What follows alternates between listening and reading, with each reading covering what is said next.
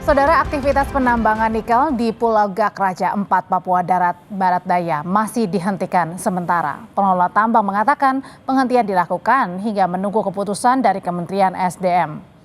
Petugas Quality Control PT Gak Nikel memastikan tidak ada aktivitas penambangan. PT Gak Nikel juga memastikan akan melakukan kajian ulang hingga penanaman pohon kembali di lokasi penambangan. Kita tidak lakukan, kita hentikan sementara. Bisa dilihat dari ada unit ekskavator ya yang lagi standby karena kita menghormati keputusan dari Bapak Menteri bahwa kegiatan pertanggal 5 itu kita sudah stop. Nah, karena kegiatan kita stop sehingga tidak ada aktivitas yang di front saat ini. Setelah tambang ini selesai dinyatakan habis, itu akan kita lakukan penataan ulang. Kemudian kita lakukan penebaran tanah atau soil, kemudian terakhir kita lakukan penanaman. Menjaga kelestarian di Raja Ampat itu menyebabkan reputasi kita di mata wisatawan mancanegara kita akan jatuh. Terjadi potensi terjadinya pencemaran lingkungan hidup dan landscape yang terganggunya biodiversitas di Raja Ampat. Meski potensi pencemaran lingkungan hidup dan landscape di Raja Ampat terpampang nyata, Menteri Lingkungan Hidup Hanif Nurofik justru mengklaim kegiatan tambang oleh PT Gak Nikel memenuhi kaedah lingkungan dan sudah memenuhi urusan teknis, termasuk izin usaha pertambangan untuk luas area tambang yang mencapai 6.000 hektar. Nah, PT GN ini secara status berada di kawasan hutan lindung. Ya, memang kelihatannya pelaksanaan kegiatan tambang nikel di PT Gak ini oleh PT GN ini relatif memenuhi kaidah-kaidah tata lingkungan. Artinya bahwa tingkat pencemaran yang nampak oleh mata itu hampir tidak terlalu serius. Artinya kalaupun ada gejala ketidaktaatannya lebih ke minor-minor saja. Di tengah evaluasi tambang nikel yang sedang digodok pemerintah, pakar strategi pariwisata nasional Taufan Rahmadi justru menekankan Raja Ampat yang sudah ditetapkan sebagai kawasan strategis pariwisata nasional, sehingga fokus pengembangannya harus pariwisata.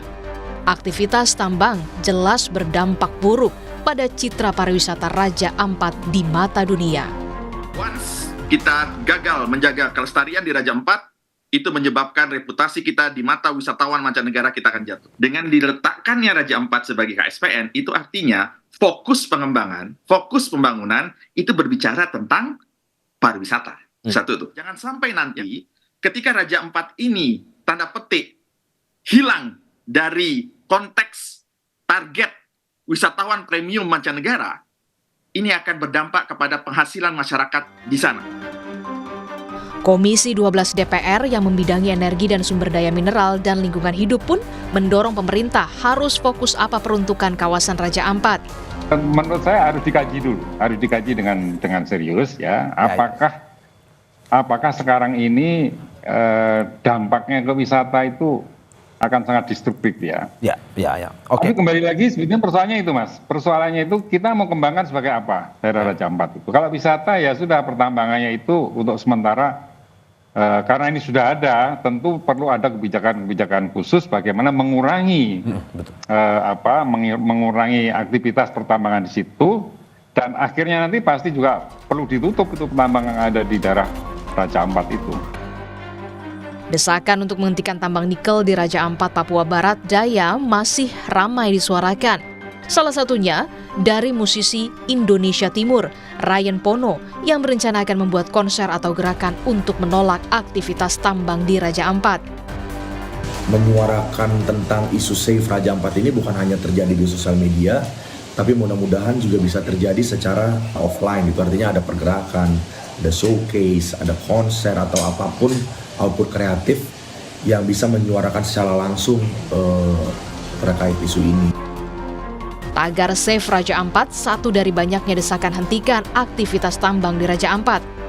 Tentu tujuannya adalah demi menjaga kawasan geopark dunia ini dari kerusakan tambang.